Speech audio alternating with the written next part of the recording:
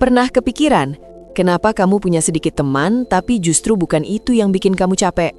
Yang bikin capek itu bukan kesepian, tapi pura-pura nyaman di tempat yang sebenarnya menguras kamu. Kalau kalimat ini kena, kemungkinan besar ada sesuatu dalam cara kamu berhubungan dengan orang lain yang belum kamu sadari sepenuhnya. Banyak orang menganggap punya sedikit teman sama dengan bermasalah. Dibilang kurang gaul, dibilang kesepian, dibilang ada yang salah. Padahal secara psikologis, gak semua orang memang didesain untuk banyak koneksi. Ada orang-orang tertentu yang justru memproses hubungan secara lebih dalam, lebih sensitif, dan lebih selektif. Dan akibatnya, hidup sosial mereka terlihat lebih sepi dari luar. Tapi di dalam, jauh lebih kompleks dari yang orang kira. 1. Kamu cepat lelah secara sosial bukan karena benci orang. Kamu bisa ngobrol, kamu bisa ketawa, kamu bisa terlihat normal. Tapi di dalam, kamu lagi kerja. Otak kamu terus membaca ekspresi orang, nada suara, perubahan sikap kecil. Yang orang lain santai, buat kamu itu seperti berenang terus tanpa berhenti. Makanya setelah pulang, rasanya bukan cuma capek fisik, tapi lega banget akhirnya sendirian. Insight-nya, kamu bukan antisosial, kamu hanya punya batas energi sosial yang lebih cepat habis. 2. Kamu punya radar kuat terhadap kepalsuan. Kamu bisa langsung ngerasain orang yang ramah tapi nggak tulus, orang yang berubah tergantung siapa lawannya, orang yang baik karena ada maunya.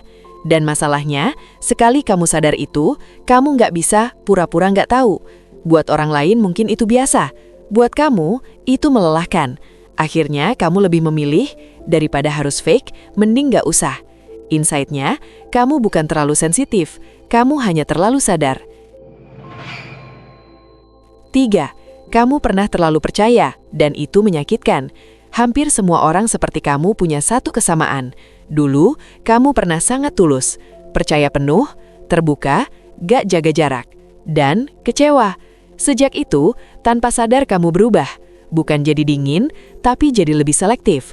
Sekarang kamu butuh waktu lama untuk percaya, dan itu bukan kelemahan, itu sistem proteksi. Insight-nya, kamu bukan sulit dekat, kamu hanya tidak lagi sembarangan membuka diri. 4. Kamu lebih sibuk di dalam kepala daripada di luar.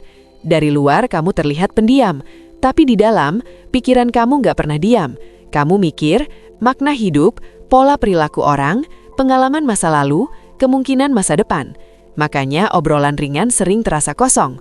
Bukan karena kamu sombong, tapi karena otak kamu terbiasa lebih dalam. Insight-nya, kamu tidak kehabisan topik. Kamu hanya tidak tertarik pada yang dangkal. 5. Kamu sudah menerima satu hal yang banyak orang hindari. Kamu sadar satu hal yang cukup berat. Pada akhirnya, manusia itu sendirian. Gak ada orang yang bisa 100% ngerti kamu. Awalnya ini terasa menyakitkan, tapi lama-lama justru jadi kebebasan. Kamu nggak lagi butuh validasi terus-menerus, perhatian berlebihan, kehadiran orang hanya untuk nutupin kosong. Insight-nya, kamu tidak kesepian, kamu sudah berdamai dengan kesendirian. Masalahnya bukan kamu punya sedikit teman, masalahnya kamu hidup di dunia yang menganggap ramai itu sehat dan sendiri itu salah. Akhirnya kamu mulai mempertanyakan diri sendiri, kenapa gue beda? Kenapa gue nggak kayak orang lain? Padahal secara psikologis, yang sebenarnya terjadi adalah kamu melihat dunia dengan kedalaman yang berbeda, dan tidak semua orang bisa atau mau hidup di kedalaman itu. Kalau semua ini terasa sangat akurat, berarti kamu bukan aneh. Kamu hanya tipe orang yang lebih sadar, lebih dalam, dan lebih selektif. Dan jujur saja, orang seperti ini memang jarang. Kalau kamu ngerasa ini ngejelasin hidup kamu banget, coba tulis di komentar, kamu lebih nyaman sendiri atau sama orang yang benar-benar ngerti kamu. Dan kalau kamu suka konten yang ngebongkar psikologi tersembunyi kayak gini, subscribe sekarang. Karena di channel ini, kita bahas hal-hal yang biasanya orang rasakan, tapi nggak bisa jelasin.